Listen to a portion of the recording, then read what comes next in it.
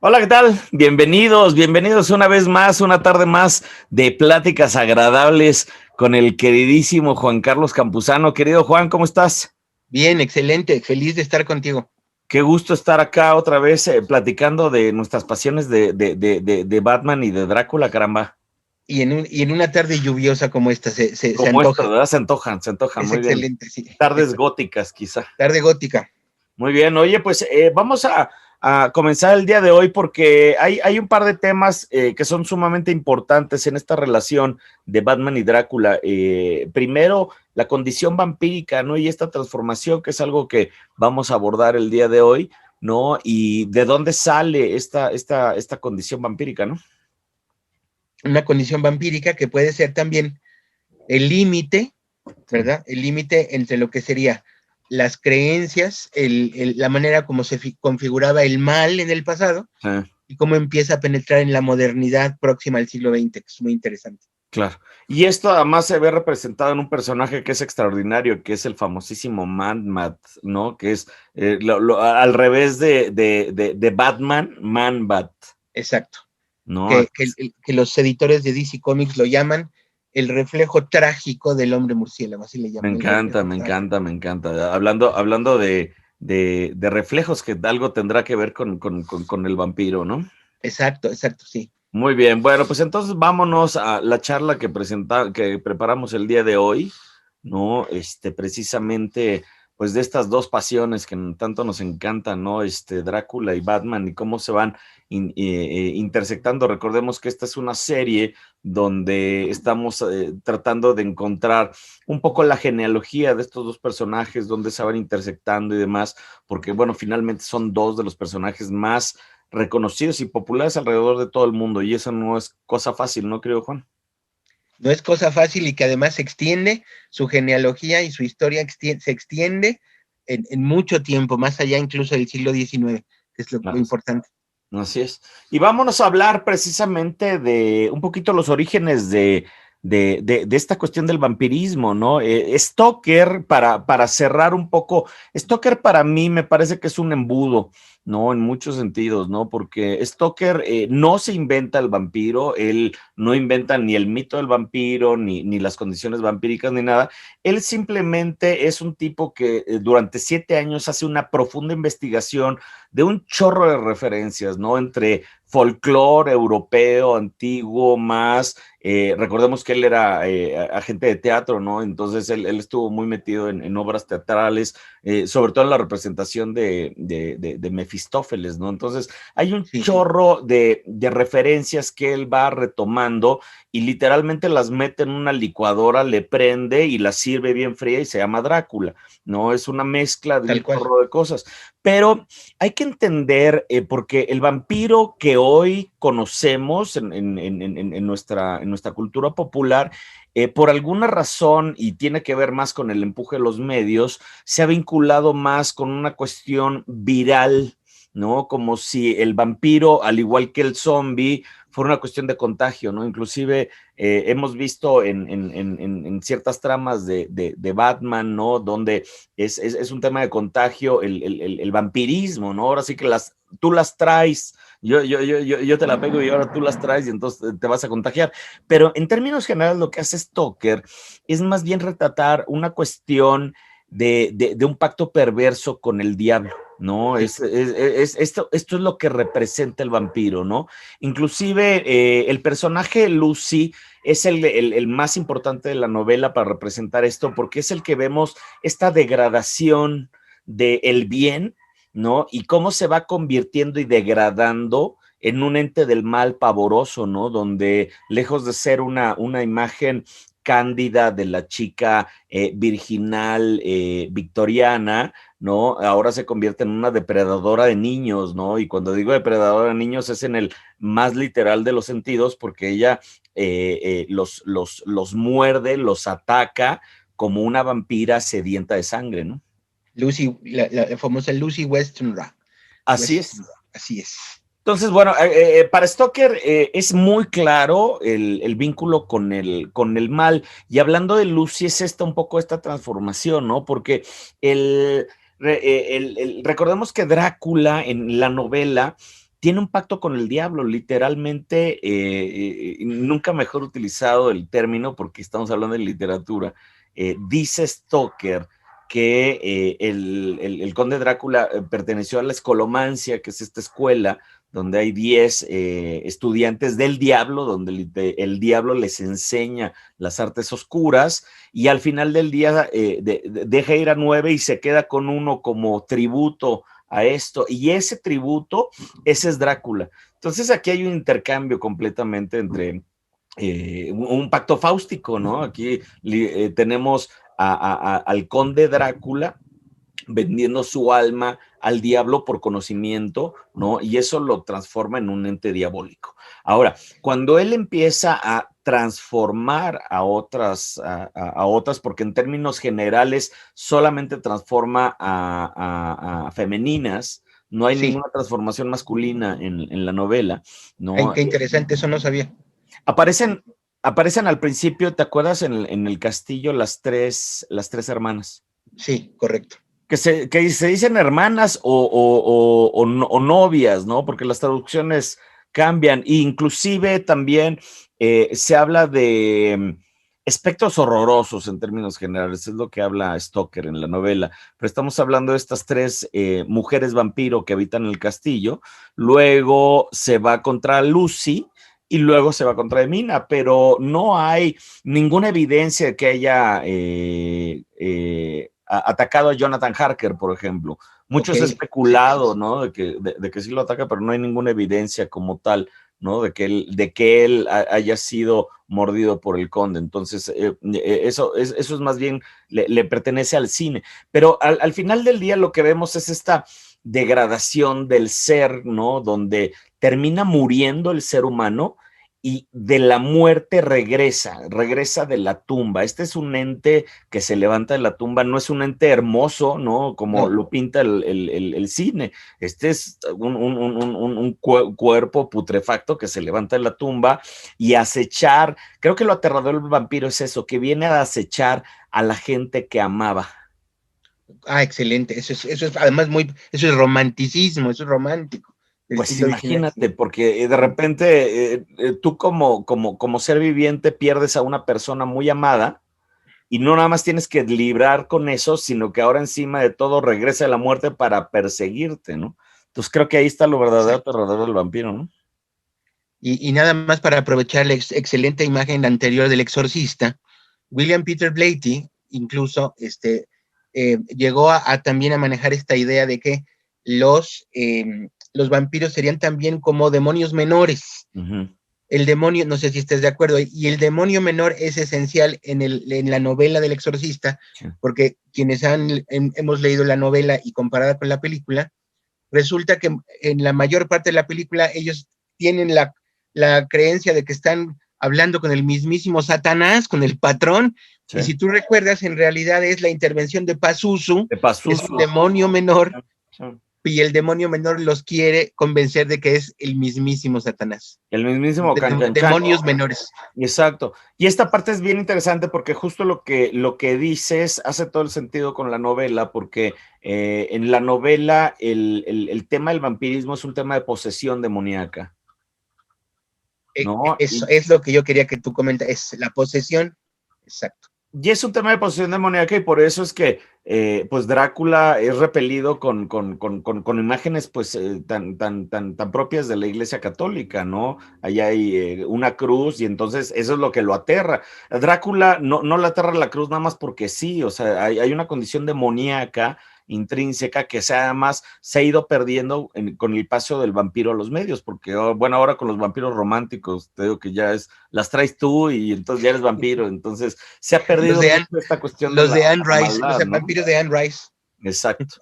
Muy bien. Ahora, de esta condición demoníaca, me gustaría que nos pasáramos a esta superimagen que a mí en lo particular, bueno, todas las imágenes que tú encuentras me parece que son fantásticas, pero esta me llamó mucho la atención. Yo sé que ahorita vas a hablar de las cejas, pero justo a mí de primera impresión lo que yo vi en esta imagen fue un murciélago en esas cejas, ¿no? Y lo cual hay un refuerzo a la condición demoníaca, porque al final del día el murciélago desde la época medieval ha sido una representación del mal, ¿no? Efectivamente, incluso casi el dibujo engrosado en alto contraste de las cejas, también podría recordar esta cuestión que después agregaron a las narrativas de Arkham.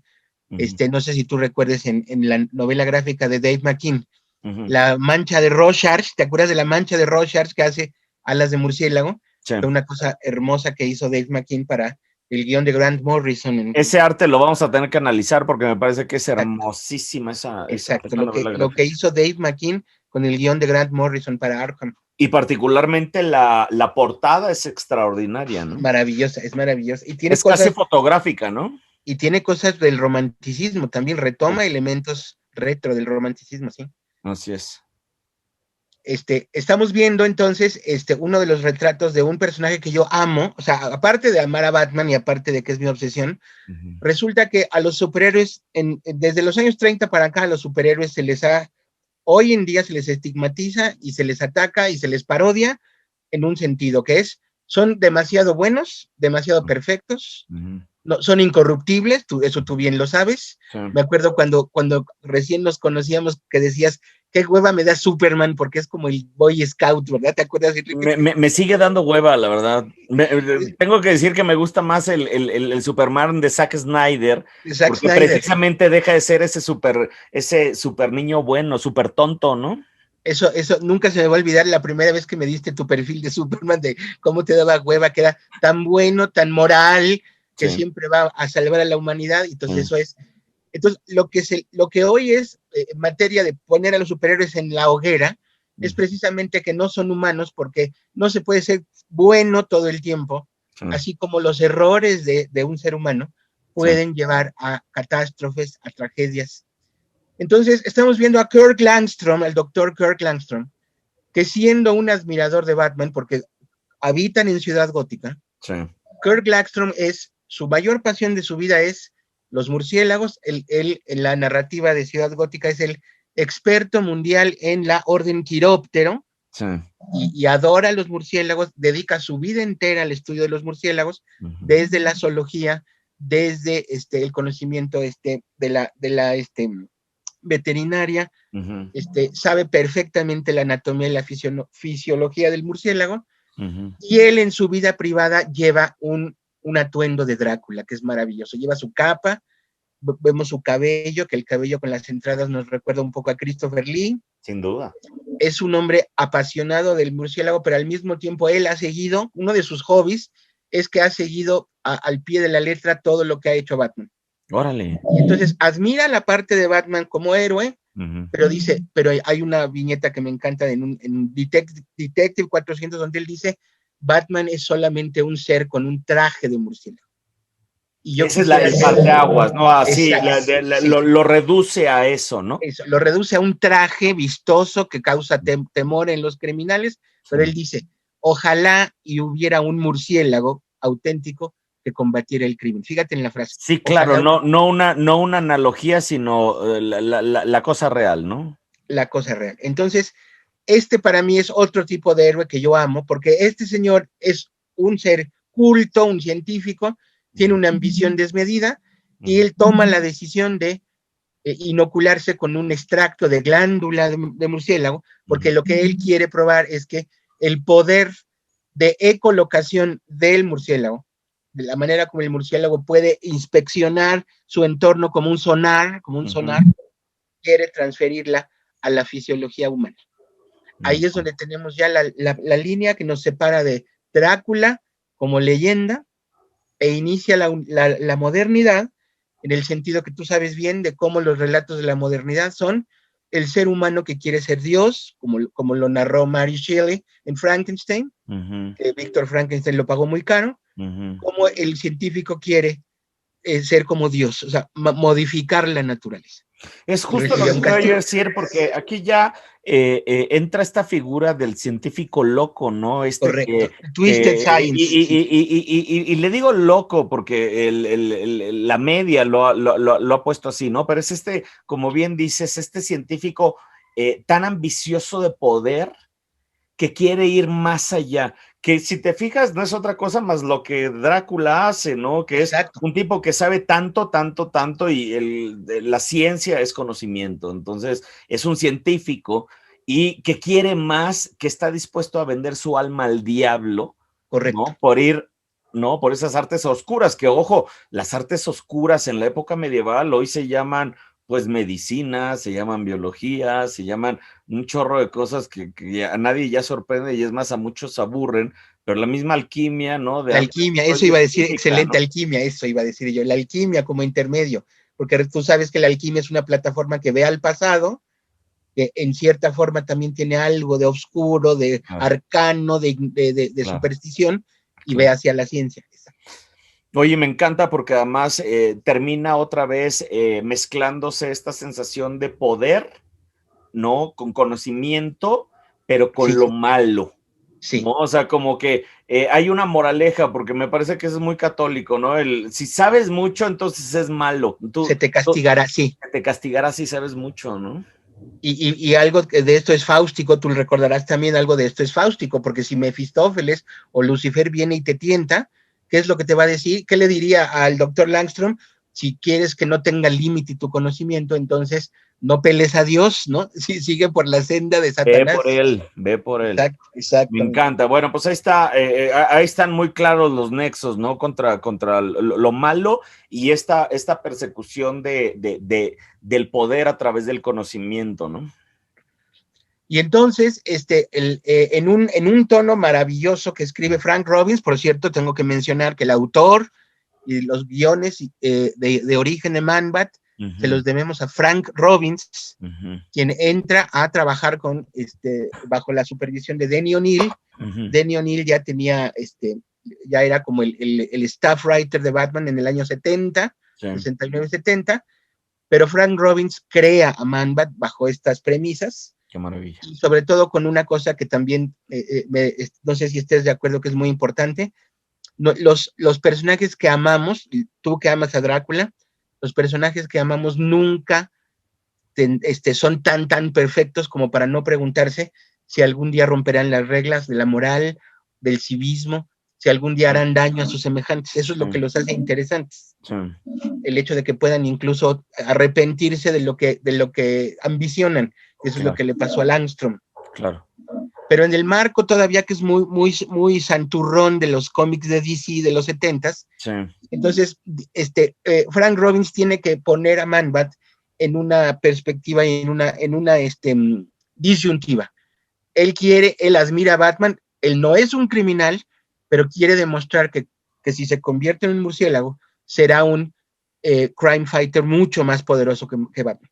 ujú, Por supuesto, el extracto de glándula de murciélago no le da el poder que él quiere, ujú, sino que más allá lo transforma en esto que es una mutación humano-animal, ujú. que ya ve hacia lo que sería esto de la ciencia perversa que es del siglo XX ya. ¿Sí? El Sí, castigo del científico que ahora se convierte en una abominación. sí. Oye, ahora, aquí hay un parteaguas interesante, porque aquí ya, por ejemplo, con la introducción de Man-Bat en el panteón de villanos de Batman, aparece un ser netamente fantástico, ¿no? Porque por el otro lado tendrías personajes que están como mucho más basados en la realidad, ¿no? Quizá el Sí, Guasón, pues no deja de ser otra cosa más que un ser humano trastornado, ¿no? Y que sí, no sí. tiene reglas, ¿no? Pero en términos generales no hay una cuestión fantástica. No quisiera yo hablar de lo sobrenatural porque aquí no veo tanto eh, lo sobrenatural más bien está como en el animalismo, ¿no? Correcto, Como en correcto. estos brujos que se ponían una capa de lobo y se Exacto. transformaban en lobo, que es un poco los poderes de Drácula muy presentes en la novela, ¿no? Drácula, hay que recordar que se transforma más en lobo que en vampiro en la novela, ¿no? Pero en el cine, que ya habíamos platicado, ¿no? Es donde tiene mucho más relevancia la transformación hacia vampiro. Y ahí es donde quizá está el génesis de este personaje, porque en el cine vemos muchas transformaciones del conde ¿no? De humano a vampiro, ya hay vampiros gigantescos, ¿no? Entonces, eso a lo mejor tiene alguna influencia que ver ya en este, pues, ser mitológico, fantástico, sobrenatural, ¿no? Exactamente, que es el límite, porque, por ejemplo, Man-Bat no es un vampiro, Sí. pero Man-Bat representa también toda esta idea de que el científico se da cuenta que su experimento está fuera de su control, incluso en las narrativas posteriores, Langstrom, un poquito fíjate que está más cerca de Hulk que de Drácula en cierto sentido, porque él, a la hora que pretende ser una vida normal, tiene que tomar una pócima para no convertirse en murciélago, por ejemplo, en medio de la noche. Claro. No se puede molestar demasiado, no se puede poner tenso, así como a Banner, así como al Dr. Banner. Que por otro lado tiene sus orígenes en el Dr. Jekyll y Mr. Hyde, ¿no? Correcto, la dualidad, correcto. Esta dualidad, ¿no? Oye, me llama la atención también un tema, ¿por qué habrá pasado que se desvincula, bueno, más bien, yo creo que más a través de Batman es que se desvincula la figura del vampiro y se adopta la del murciélago? Correcto. Y al final del día no es lo mismo. O sea, sí, porque tendrán visualmente, comparten características y el vampiro es un murciélago vampiro, ¿no? Que tiene ciertas características, pues sobre todo de alimentación, ¿no? Pero acá sí estamos viendo una figura más de murciélago, que no es el chupasangre. Este Man-Bat no va a ir a buscar víctimas para alimentarse, ¿no? Y además hay una cosa que, esto tiene que ver con la moralina y la raíz de todo esto tiene que ver, te recordarás, en el 53 se impone el Comics Code, se impone el código de autocensura, y los cómics tienen que ser decentes, los cómics no pueden hablar de sexo, no puedes ver drogas. La palabra vampiro estaba prohibida, ¿no? La sangre, este es un dato importante, que sí lo sabes, ¿no? Desaparece la sangre de los cómics de superhéroes desde el 53.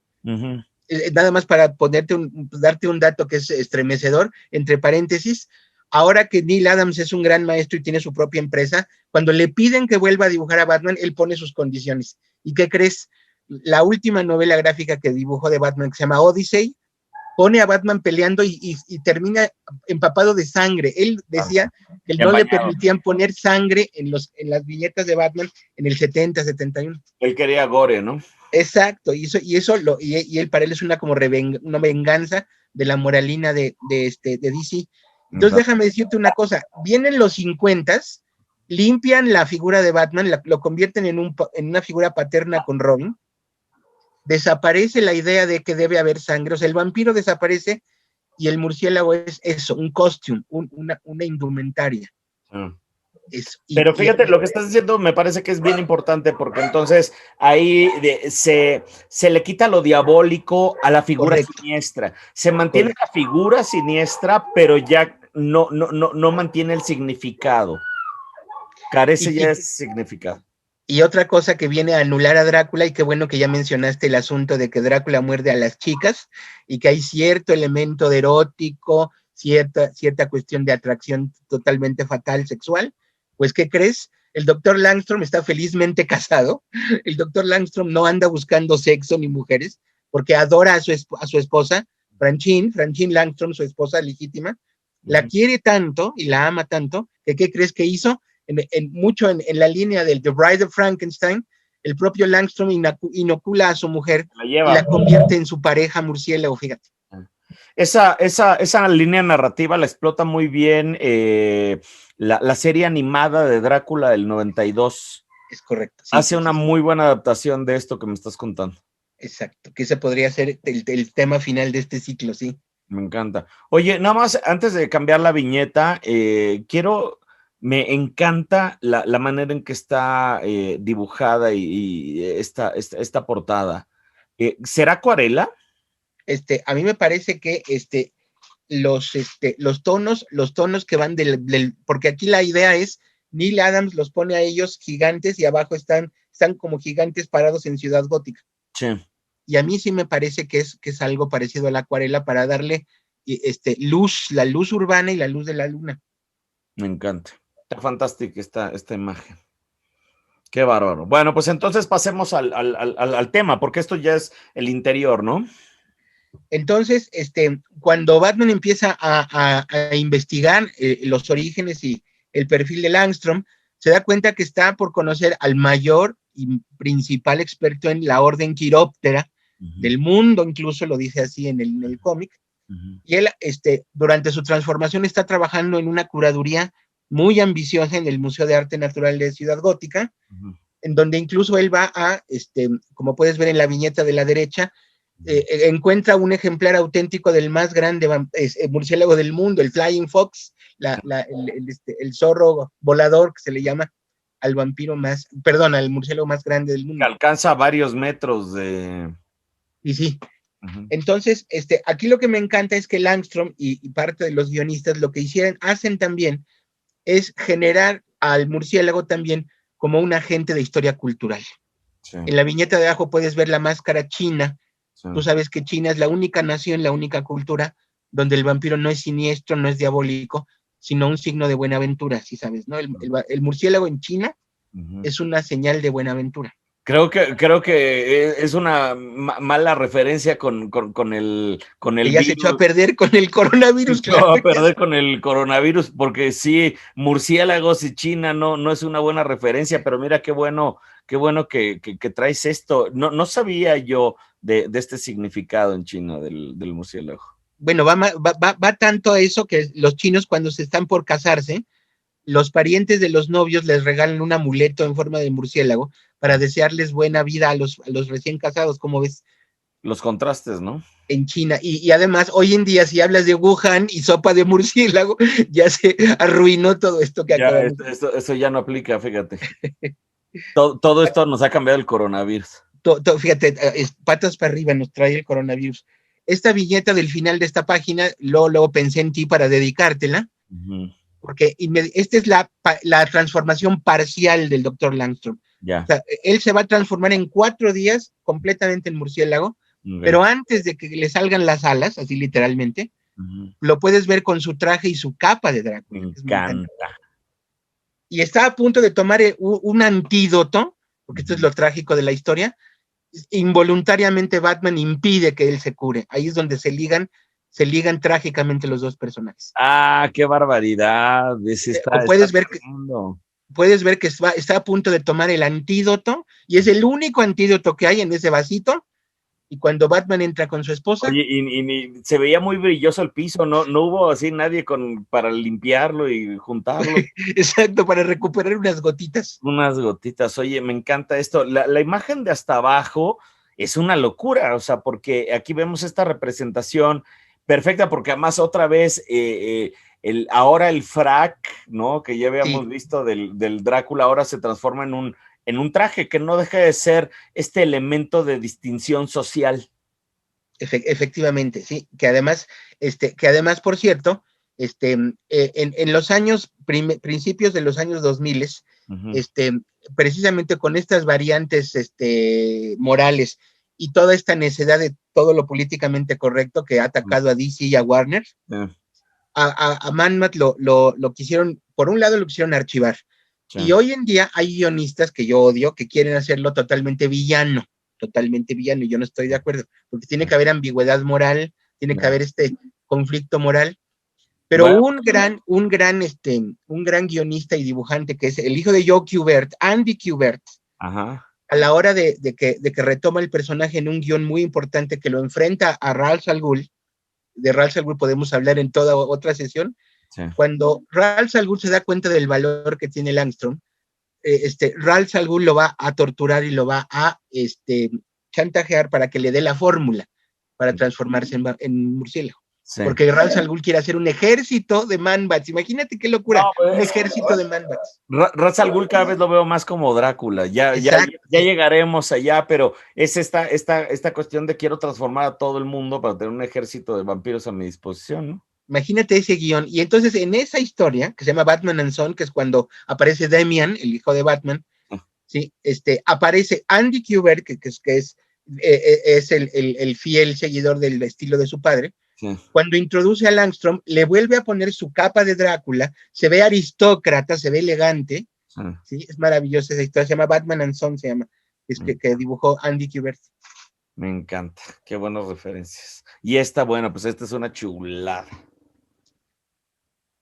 Y aquí este me encanta porque aquí Mamba tiene dos grandes temores terribles, así, en el transcurso desde que fue inventado por Frank Robbins, sus dos grandes angustias en su vida es, uno, su miedo más importante es que estando siendo un vampiro, perdón, murciélago le haga daño a sus hijos y a su esposa, Sí, que por cierto tiene dos niños, sí, y uno de ellos es totalmente mutante. ok. Se llama Aaron Langstrom, es un niño murciélago Un niño desde que murciélago. nació.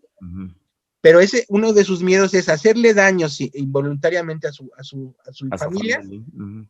y el otro es que siendo murciélago no pueda controlar sus instintos y mate a alguien o muerda a alguien o infecte a la gente de Ciudad Gótica. ¿Sí? Esos son sus miedos. Que es interesante porque entonces no quiere dejarse ir, ahora sí que como gordo en tobogán con el tema del vampirismo, ¿no? Porque Exacto. justo en el vampirismo, como lo estamos platicando al principio, lo aterrador, ¿no? Es ir a atacar de la muerte, regresar, ¿no? A atacar a tus seres más queridos, ¿no? Exactamente. Es como cancelar esa cuestión trágico-romántica de Drácula, pero colgarle a Langstrom una carga moral. Sí, claro. Es bien interesante porque muchos de los temas, ¿no? Cuando los vemos en otras adaptaciones aquí, por ejemplo, en el cómic mediático, ¿no? Vemos otro punto de vista totalmente sobre una misma tesitura. Entonces cambia totalmente algo diabólico, si lo ves desde otra perspectiva, podría ser hasta romántico o algo por el estilo, ¿no? Así es, y que tiene orígenes también en lo que hoy es tan importante, que es rastrear historia cultural, que muchos Exacto. profesionales de la historia lo están haciendo. Exacto. Rastrear historia cultural desde mitos populares. De acuerdo. Y luego llegamos a esta fantástica imagen que además está muy poderosa, ¿no? Por cierto, hay un dato interesante. En las mutaciones que ha sufrido Batman en el tiempo, tú sabes que para bien y para mal, el momento en que Batman se convierte en una figura pop a nivel mundial es con Adam West en la serie de televisión. Sí. Por cierto, que en esos años, del 66 hasta que después trataron de darle la vuelta de tuerca, de los cómics de Batman. Obviamente en la serie jamás apareció un murciélago, tú te acordarás. Tú nunca ves un murciélago volando cerca de Adam West. Jamás. Todo eso es erradicado. Era como también limpiar un poco la cuestión de quitarle a Batman cualquier referencia del mal, cualquier referencia mágico, diabólica, todo eso se borra. Sí. En el año 80, estamos viendo una serie que se publica en el año 82, el responsable es Jerry Conway, y Jerry Conway le parece una genial idea revivir a The Red Monk, ya te acordarás de The Red Monk, solo que no sé si fue decisión de él o del editor. The Red Monk ya no va a tener ninguna vinculación con Hungría, ya no va a tener esta resonancia de las tierras lejanas, rumanas o húngaras. Quizá por cuestiones geopolíticas, ¿no? Exacto, que seguramente hubo muchas objeciones sobre conectarse con la Europa del Este, yo creo que fue una objeción del editor, y escribe un guión genial donde en realidad vuelve a reinventar a The Red Monk, quien va a ser, Red Monk va a ser un vampiro que cuando fue joven estaba en las plantaciones de Nueva Orleans y era un terrateniente cruel con sus esclavos negros. Wow. Y entonces se convierte en vampiro por una venganza. Él va a castigar a un esclavo hasta matarlo y la familia de ese esclavo lo va a mesmerizar al grado que lo muerde una cobra y él adquiere las características del vampiro en plena Nueva Orleans del siglo XIX. Y aparece en la nueva versión de Redman. ¿Qué fecha es esto? Y bueno, la publicación de esto es 1982. Oye, no tengo el dato y voy a revisar, pero me gustaría checar la aparición de las crónicas vampíricas de Anne Rice, porque también son ochenteras, pero ahí hay una vinculación ya con la aparición del vampiro en Nueva Orleans. Entonces, justo lo que estás diciendo también estás llevando al vampirismo, ¿no? Un tema de vampirismo dentro de Nueva Orleans. exacto, con todo este asunto del vudú, la brujería de origen Como afro. buscando esta parte misteriosa que te daba pues el Rumania de hace 120 años, ¿no? O el Hungría de hace, ¿no? 80 años, ¿no? Pues ahora se encuentra con Nueva Orleans, ¿no? A lo mejor es esa reposición, ¿no? De traerte lo misterioso, algo más cercano, ¿no? Y lo que sí es que hay un refuerzo en la cuestión vampírica de The Red Monk, este nuevo Red Monk de Nueva Orleans, Uh-huh. quien va a tener también esta cuestión de que está cargando con una culpa que es el incesto. Fíjate que este hombre estaba enamorado de su hermana Uh-huh. y a la hermana la muerde Uh-huh. y es a la mujer a la que ama toda su vida y la quiere convertir en una no muerta para que estén por la eternidad, ¿sí? Tal cual. Tal cual, tal cual. Oye, la imagen también bien poderosa esta, ¿no? La Y imagen además, es muy poderosa. con mucha fuerza, pero además hay mucha pasión en el personaje, ¿no? Lo que pasa es que aquí, el problema es que aquí las portadas, esta portada es de Giordano. Giordano no no es tan ligado tanto a lo que es el cómic de terror. Giordano era muy mild, muy mesurado, sino en la siguiente, que es la Splash Page. Sí. Ahí es donde la trabaja un señor que yo quiero muchísimo, de origen filipino, que es el maestro Antonio de Zúñiga. Mira la clase de rostro que logra el maestro Antonio de Zúñiga. Me encanta.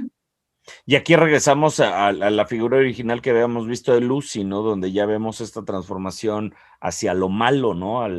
La representación del mal en lo visual, ¿no?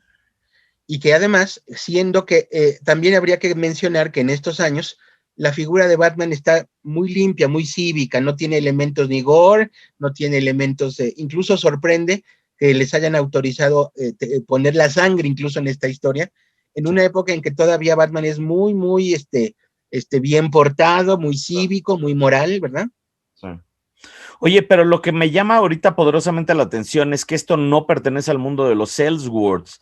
Esto sí ¿No? es la línea narrativa de Batman. La Entonces, continuidad del personaje, sí. el personaje, lo cual lo hace sumamente importante, porque no es como, porque Elseworlds sale, si mal no recuerdo, ochentas, finales de ochentas, ¿no? Y No, empieza Ellsworth es 91.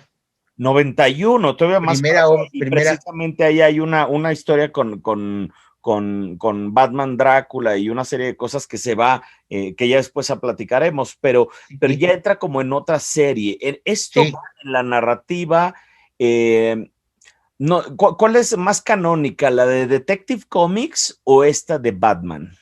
Eso es una buena pregunta. Cuando ya de plano entra después de Julius Schwartz como editor, el siguiente editor Uh-huh, dijo, no tiene sentido contar una historia en Batman y otra en Detective. uh-huh. Y en los años, a mediados de los 80, justo en esta época, las dos líneas están entrelazadas. Entonces Una aquí ya historia que es una sola. sí, aquí lo que se cuenta en Batman concluye en Detective y así. O sea, va brincando de Batman a Detective así. Me encanta. Es Entonces, para dar. Batman tiene una relación directa con el vampirismo, ¿no? No nada Exacto. más con Man-Bat, ¿no? Sí, Sino aparte con el vampirismo.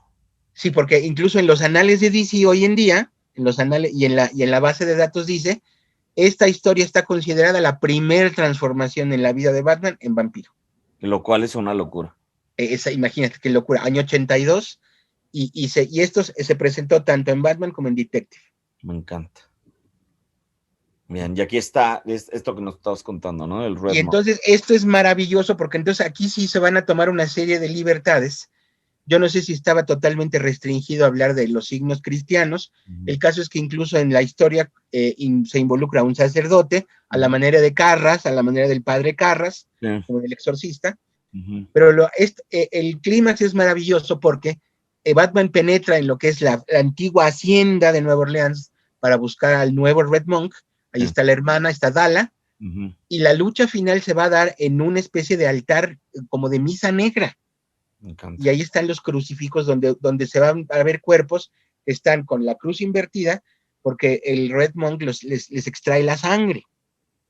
Oye, Y el esta último golpe. referencia de la cruz invertida también es bien poderosa porque además, si mal no recuerdo, alguno de los apóstoles lo crucifican de cabeza, no sé si es a Juan o a Pedro, pero... No, es Pedro, Pedro, el vicario de Cristo, que tenía que demostrarle a Cristo su humildad y su arrepentimiento por haberlo negado, eso está en la tradición, él pide que sea crucificado al revés.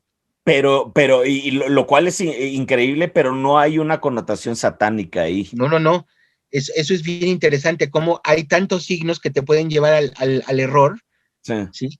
Y es justo eso, un tipo de signo que tiene una connotación más amplia simplemente que la cuestión del anticristo. Claro, pero fíjate, aquí utilizado de la manera como lo estás explicando es clarísimo, ¿no? Vemos dos cruces invertidas en la parte de abajo, lo cual hace un refuerzo muy fuerte hacia la condición de lo malo, ¿no? Efectivamente. Que esto también va a ir en el sentido incluso de volver a dotarle a Batman, cosa que es interesante. Esto se ilustró y se publicó antes del boom de la película de Tim Burton, Sí, antes de que Batman volviera a ser un fenómeno mediático, como tú sabes. sí.